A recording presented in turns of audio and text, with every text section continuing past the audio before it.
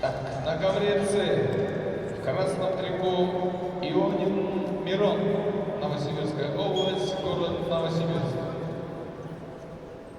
Мирон занимается 5 лет вольной борьбой, является призером Новосибирской области, участником первенства Сибирского федерального округа.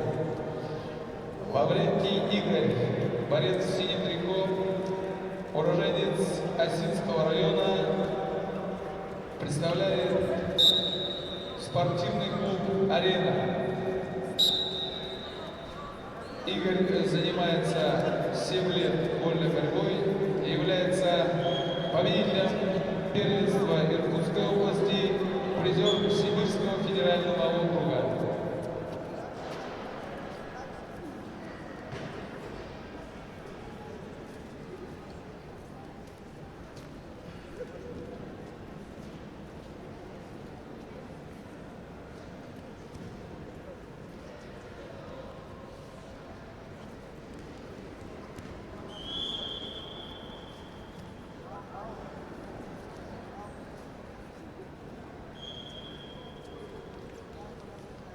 На ковре А в красном трико борется Стариков Чингис. Представляет команду Иркутской сельскохозяйственной академии. Является победителем Иркутской сельскохозяйственной академии Иркутской области. Его соперник борец в синем трико Матвеев Федор, Иркутский район. Федор является победителем первенства Иркутского района, победителем первенства Иркутской области, участник Сибирского федерального округа.